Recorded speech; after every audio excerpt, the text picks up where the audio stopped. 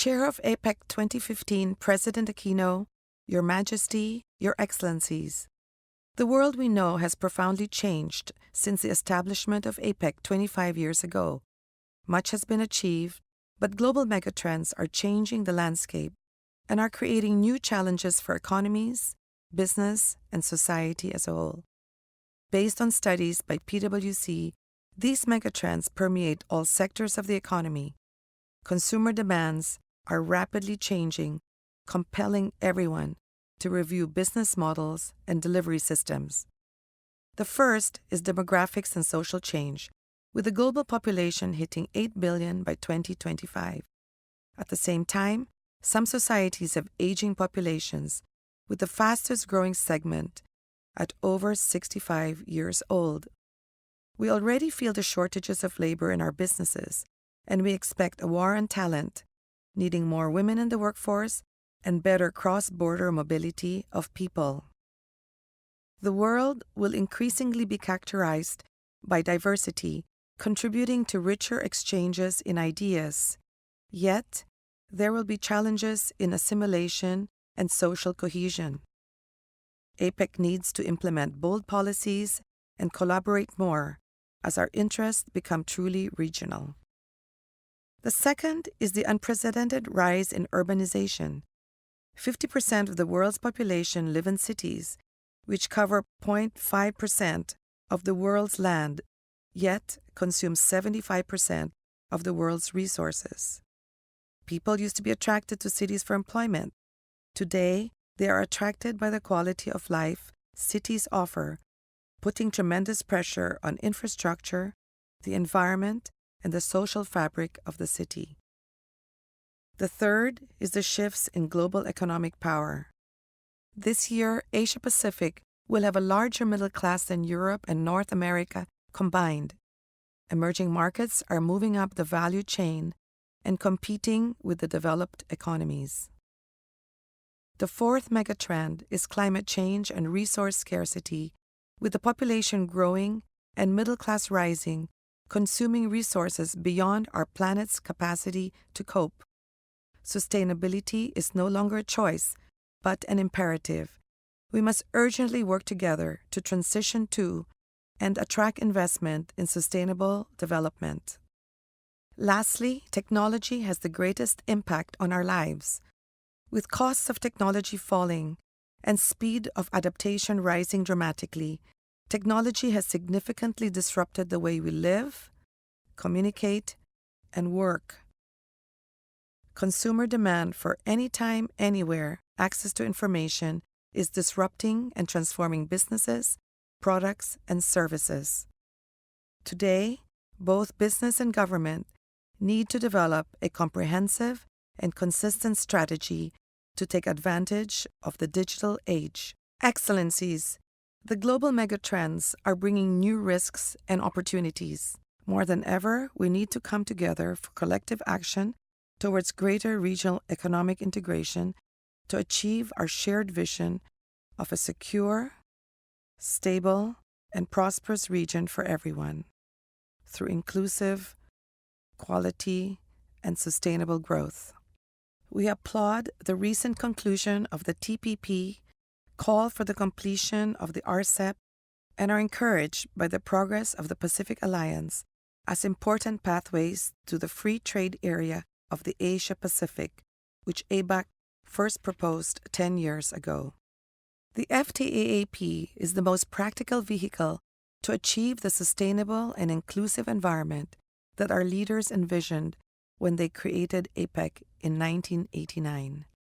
ABAC has commissioned a study that will identify next-generation business and investment issues so that the FTAAP becomes responsive to the needs of businesses, big and small. We urge APEC economies to continue their commitment to the WTO and to exert leadership through the early implementation of the Trade Facilitation Agreement by the 10th WTO Ministerial Conference in December. Excellencies, allow me to highlight some key recommendations. The future of a sustainable Asia-Pacific needs to be inclusive, with a broader sector of society participating to create a more stable economic region. Greater focus must be put on the services sector, the single biggest contributor to employment and output. Most of the barriers to services trade are structural in nature and will require an ambitious policy and regulatory reform. ABAC this year worked to establish the Asia-Pacific Coalition of Services Organizations to help APEC deliver on the principles embodied in the APEC Services Cooperation Framework. Excellencies, we have an 84-page report to leaders with all our recommendations.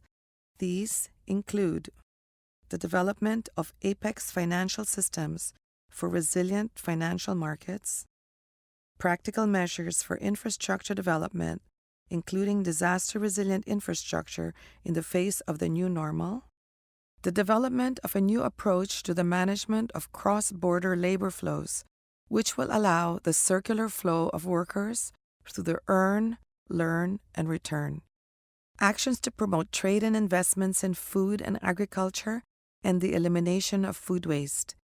ABAC established the Asia-Pacific Food Industry Forum to support policy work in food security.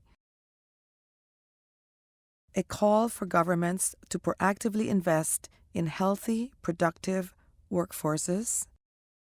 Use of metrics to guide city officials in building sustainable and livable cities. Actions to promote green growth, eliminating non-tariff barriers to environmental goods and services, and delivering renewable energy commitments. And strengthening the rule of law to provide an environment of legal certainty and to improve on areas where public policy is hindering trade and investment.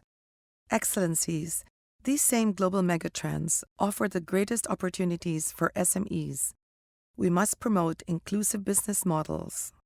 ABAC study with the Asian Institute of Management shows the impact of value-driven partnerships when SMEs form critical parts of global value chains. We must create the environment for SMEs to internationalize through e-commerce.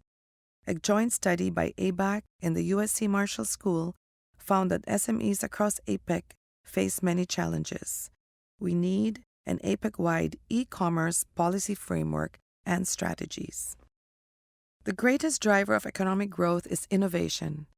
Unconstrained by large fixed assets, SMEs are better positioned to understand new customer expectations and create transformational business models through innovation.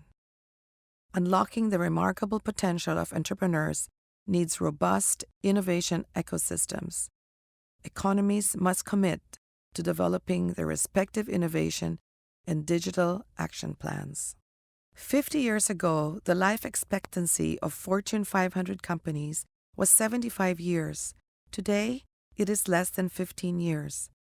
Clearly, an APEC-wide plan is also needed, or we will be left out of future growth. To kick off our work in this area, ABAC, together with the Asia-Pacific Foundation of Canada, is launching an interactive mapping of incubators to allow startups to network and VCs to find startups to support. Excellencies, if we are to deliver the promise of inclusive growth, innovation, fairness, and cooperation must continue to inspire our work. There is much to be done. ABAC calls for immediate action, which include adopt policies to promote trade and services growth, ratify the TFA, and commence steps on rapid implementation of your respective TFA commitments, accelerate investment in resilient infrastructure, and increase private sector participation in key infrastructure delivery, commission the development of an APEC Innovation and Digital Action Plan in cooperation with ABAC. We are offering to serve not just as a resource for knowledge sharing, but as partners in developing policies and actions that will usher in an age of inclusive prosperity for the region's people. Thank you.